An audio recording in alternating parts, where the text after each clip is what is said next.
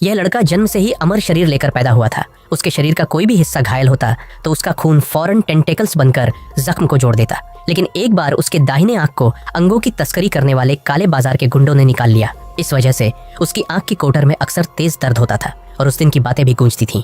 इस बार उसे उस गिरोह की एक महिला सदस्य और उसके काम करने की जगह का भी दृश्य दिखा। अपनी खोई हुई दाहिनी आंख को वापस पाने के लिए उसने वहां जाकर सुराग ढूंढने का फैसला किया। जल्दी ही वह उस महिला तक पहुंच गई, लेकिन उसकी अधूरी आंख ने महिला को डरा दिया और वह पलट कर चली गई। चाहे उसने कितना भी पूछताछ की, महिला उसे पागल समझती रही और कुछ नहीं बताया। पर जैसे ही वह महिला अपने सहकर्मी से मिलने गई, अचानक उसके आंख में तेज दर्द उठा। दूसरी ओर उस आदमी ने भी वही दर्द महसूस किया। उसने फौरन अपनी दूसरी आंख को पकड़ा और इस बार उसे साफ साफ सब कुछ दिखाई दिया, महिला और दुकान का नाम भी। आदमी ने फौरन इलाके की दुकानों को खंगालना शुरू कर दिया। आखिरकार वह उस दुकान तक पहुंच गया, लेकिन दुर्भाग्य से वह और उसकी आंख बस थोड़ी दूरी से एक दूसरे को चूक गए। उसने तुरंत वहां पूछताछ की कि थोड़ी देर पहले वहां बैठा व्यक्ति कौन था, पर लोगों ने उसे विक्षिप्त समझकर डांट दिया और भगा दिया। कोई उपाय न देखकर वह फिर से सुराग गंवा बैठा। इस बीच महिला खुद सहकर्मी के घर गई। उसने सहकर्मी के घर की तारीफ की कि यह तो किसी शोरूम से भी ज्यादा साफ था। महिला तुरंत इस तारीफ का मतलब समझ गई। वह मौका हाथ से नहीं जाने देना चाहती थी, इसलिए बाथरूम जाकर अपने कपड़े खोल दिए। 3 सेकंड बाद वह संतुष्ट होकर बाहर निकली। अगले पल वह सहकर्मी के शोरूम जैसे कमरे में पहुंच गई।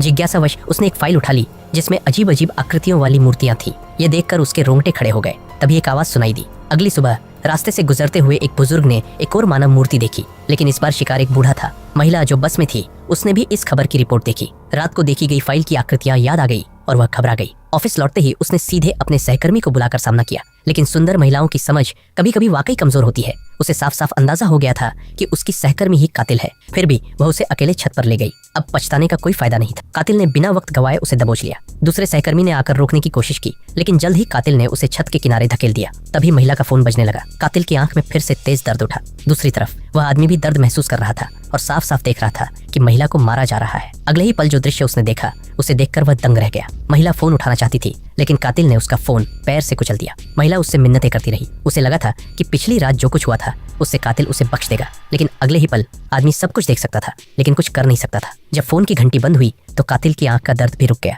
उसे एहसास हुआ कि शायद उस गाने के कारण ही दर्द हो रहा था। आदमी तेजी से घटनास्थल की ओर दौड़ा। वह सही मंजिल पर पहुंच गया, लेकिन उसने कभी कातिल को देखा नहीं था, इसलिए वह पहचान नहीं सका कि वह कौन है। तभी उसने देखा कि कोई मृतक का कोट लेकर जा रहा है। वह उसके पीछे पीछे वॉशरूम में चला गया। उसने सोचा कि कातिल अंदर छुपा होगा, इसलिए वह बाथरूम के केबिन पर चढ़ गया ताकि चेहरा देख सके। कातिल बिल्कुल घबराया नहीं। उसने चाकू निकाला और उसके हाथ में चोट कर दी। उसके चोट से लगातार दरवाजा पीटने से सिक्योरिटी आ गई। आखिरकार सिक्योरिटी ने उसे पकड़ लिया, लेकिन तभी उसने वॉशरूम में एक चमड़े के जूते देखे। उसने फौरन हाथ बढ़ाकर उन्हें पकड़ लिया। कातिल उसकी चोट को जल्दी भरते देख दंग रह गया। उसके दिमाग में एक साहसिक विचार आया।